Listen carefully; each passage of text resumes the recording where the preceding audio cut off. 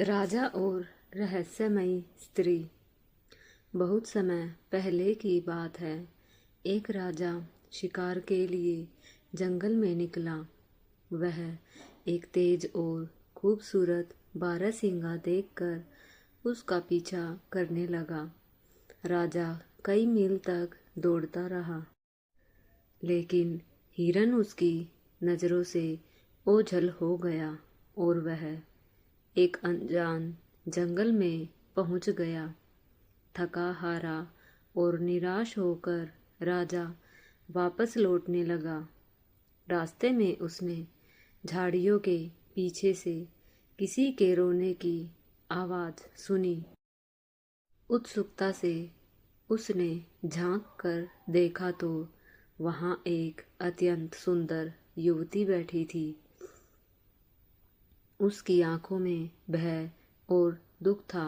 राजा ने कोमल स्वर में पूछा, तुम कौन हो और यहाँ इस घने जंगल में क्या कर रही हो?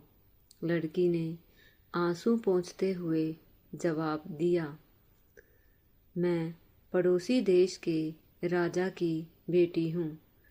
युद्ध में मेरे पिता बंदी बना लिए गए और उनके शत्रु ने मुझे भी पकड़ने की कोशिश की। मैं किसी तरह भाग निकली। पहले मैंने सोचा कि मैं अपनी जान दे दूं, लेकिन गांव वालों ने मुझे रोक लिया। फिर मैं यहाँ आ गई, लेकिन अब मेरे पास न घर है न कोई पहचान। मैं यहाँ कैसे रहूँगी? राजा ने सहानुभूति से कहा, तुम्हें अब घबराने की जरूरत नहीं।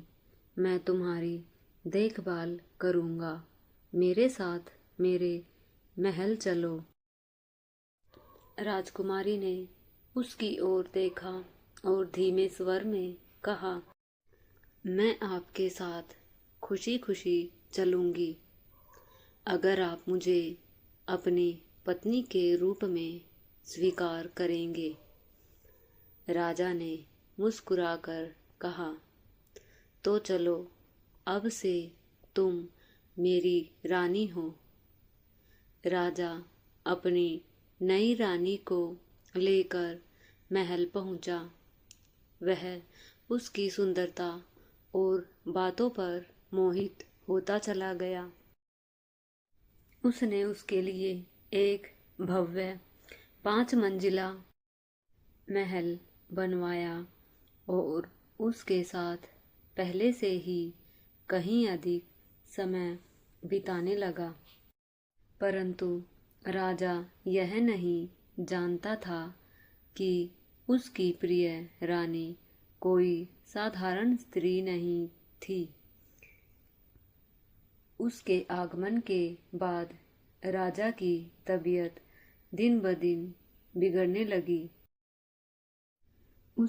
उसके पेट में भयानक दर्द रहने लगा और कोई भी हकीम या वैद्य उसे ठीक नहीं कर पा रहा था।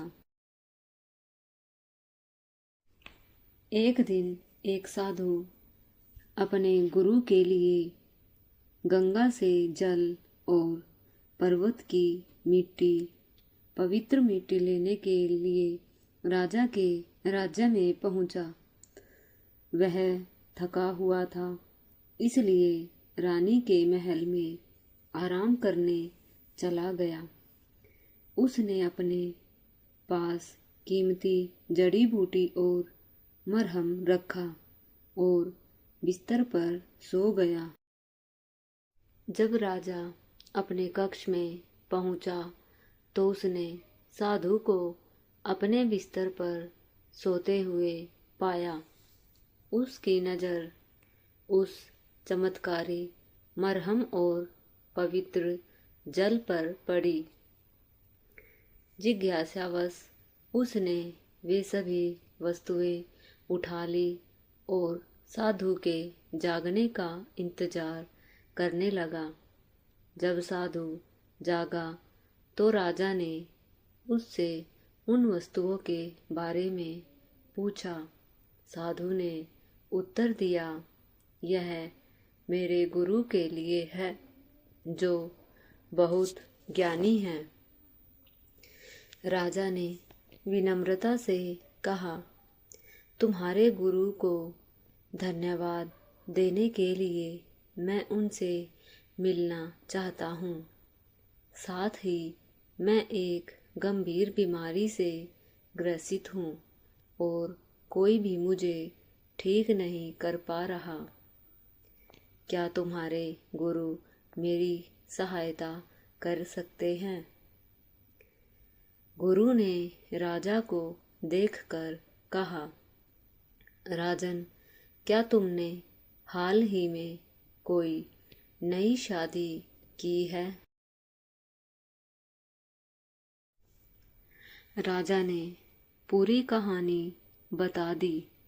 गुरु ने गंभीर स्वर में कहा, मुझे संदेह था, तुम्हारी पत्नी कोई साधारण स्त्री नहीं, बल्कि वह एक विहा 100 वर्षों तक बिना देखे रहने वाला रहस्यमयी नाग है। वह तुम्हें धीरे धीरे जहर दे रही है। अगर तुम 40 दिन और उसके साथ रहते तो तुम्हारी मृत्यु निश्चित थी। लेकिन अब चिंता मत करो, मैं तुम्हें एक उपाय बताता हूँ। गुरु ने राजा को एक योजना समझाई। रानी के खाने में अधिक नमक डलवाओ और यह सुनिश्चित करो कि उसके कक्ष में पानी उपलब्ध न हो। फिर रात भर जागकर देखो कि वह क्या करती है। राजा ने वैसा ही किया। आधी रात को उसने देखा कि उसकी रानी करवटें बदल रही थी। फिर अचानक उसने चारों ओर पानी खोजा। जब कहीं पानी नहीं मिला तो उसने एक विचित्र रूप धारण किया। वह एक विशाल काला नाग बन गई और झील की ओर रेंगने लगी। राजा यह देख स्तब्ध रह गया। उसने अगली सुबह गुरु को सारा वृतांत सुनाया। गुरु ने कहा, अब तुम्हें बहुत सावधानी से इसे खत्म करना होगा। तुम एक लकड़ी का मकान बनवाओ जो बाहर से संगमरमर जैसा दिखे। उसमें 4 कमरे हों, बैठने का, खाने का, सोने का और नहाने का। एक बड़े भट्ठी वाले कमरे का निर्माण भी करवाओ। फिर अपनी पत्नी से कहो कि तुम बीमार हो और 40 दिन तक इसी मकान में रहना चाहते हो। राजा ने गुरु की सलाह मानी।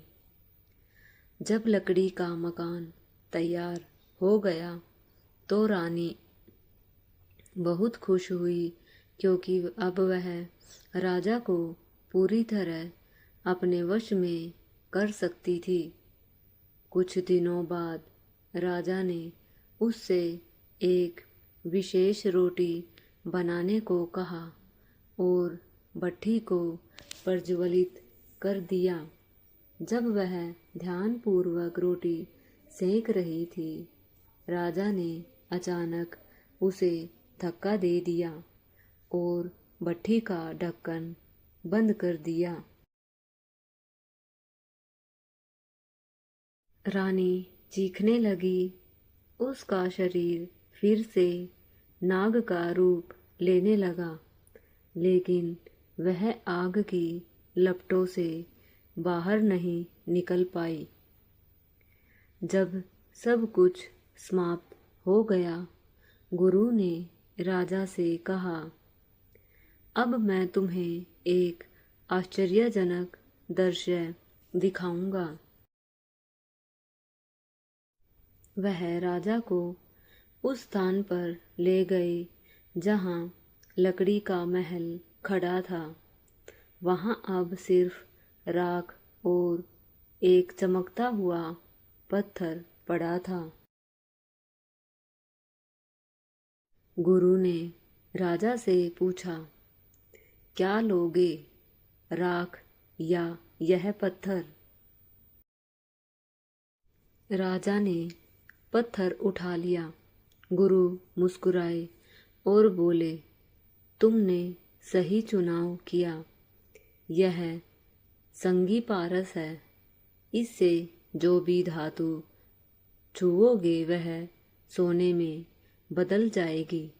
राजा अत्यंत खुश हुआ और अपने महल लौट आया।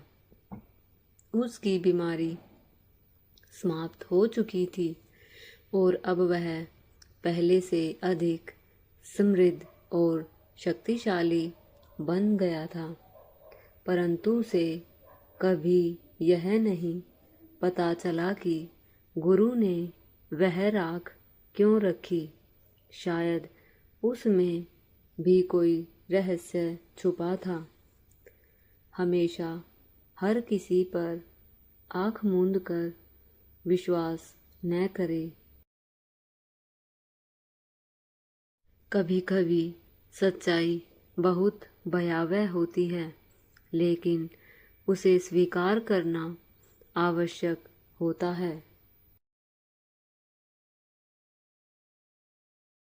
धैर्य और बुद्धिमानी से हर समस्या का हल निकाला जा सकता है।